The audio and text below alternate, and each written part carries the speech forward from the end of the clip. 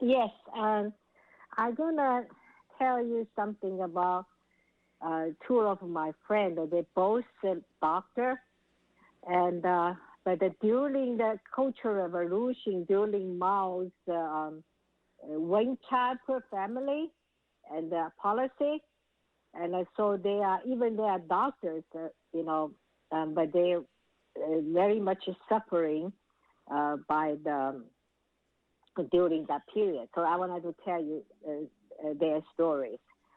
And in China, those uh, birth control medicine is not that good. Lots of very huge, severe side effects. So both of them, the one is a Chinese traditional doctor, another one is a Western medicine doctor. I met. We went to the labor camp same time, but they're not in same village. But we met later on. I went to the engineering school in Kunming, so they both study medicine in there. So we become very good friends. And then later on, probably 50 years later, so we met again in Shanghai. So we talk about what's happening and after we depart.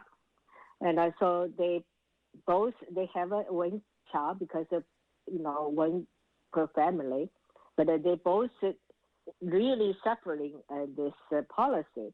The CCP, the government, they basically absolutely violating the human rights. They treat the woman, if you cannot take this medicine, so you have to use this contraceptive ring, which is a diaphragm.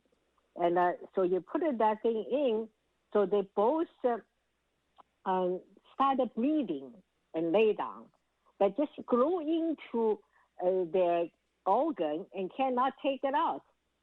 So the only thing is that you have to take the whole thing out, whole uterus out.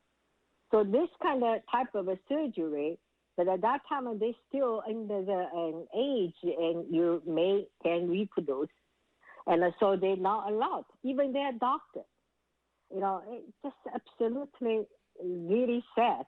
So they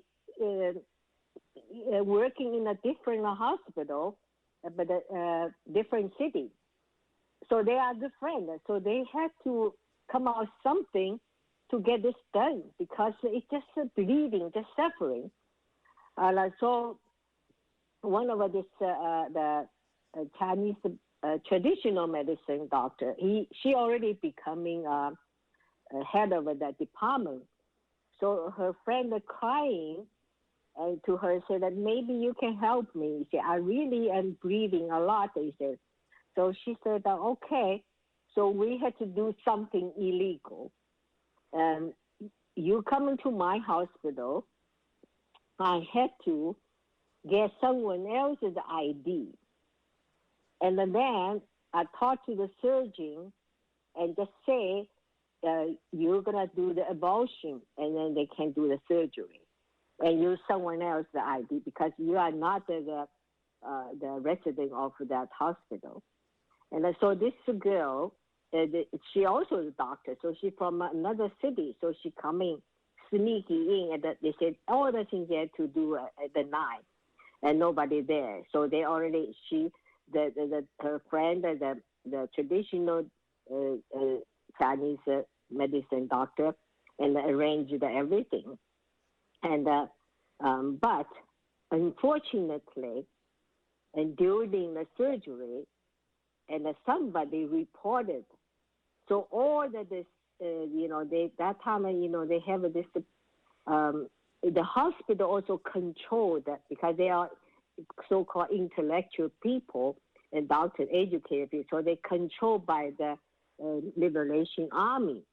So the Liberation Army just bring all the soldiers that just, breaking into the surgical room. And she was on a table, and they just they say somebody report that you're not abortion, you just try to take the entire thing out. But that's the only solution. What else she can do, right? So then also they found out it's not her name. So they pulled her out from the hospital directly to jail. So it was horrible. I think that also the rest of her life and was because this post surgery was not properly done, so she had lots of problems. And then, so the other one, because she said, I do that for you, so maybe you come into my hospital, I'll arrange the same thing. I mean, the traditional Chinese doctor. And, but obviously she couldn't do that, couldn't provide the same thing to her. And so she's still suffering. And then in 2018, that was so many years later, we already passed the reproduction age, I mean, almost 60 plus. And so she told me, she said, I still cannot get these things out. They said, maybe you can take me to the OB-GYN in the United States, in San Francisco, and let them take a look, anything they can do for me. And so I took her there, and interesting enough, that surgeon, the OB-GYN surgeon, she is from India. And she told me, she said, is your friend from China? I said, yeah. He said, oh, I did it. It's so many people from China. They have the diaphragm to install, and they all had to take the whole thing out. Otherwise, there's no way can separate it. It just grow into it.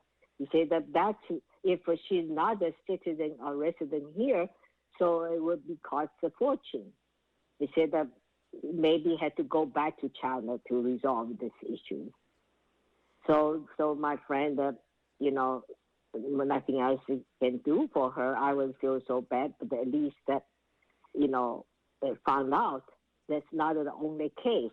And there's so many people and so many women under this one-child policy with suffering and also have this medical problems.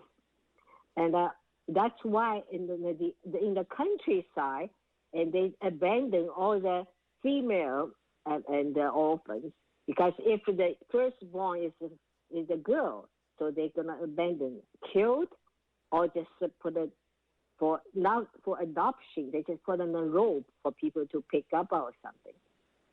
And I think lay down and have a little better, they treat the people and not like an animal. But the girl told me that they both doctors. They told me, they said that usually they like hunting an animal down. If they found out that the woman had second time had a pregnant or somebody reported, people report they're gonna get some money, some reward, and then they just immediately arrest and tie them up, took her to the hospital for abortion. It's absolutely treated probably worse than a pig or something, So that's a very horrible thing. And that's why lay down have lots of American people. They went to China to adopt a girl orphans because there are so many abandoned girls there. So that's the story I want to tell.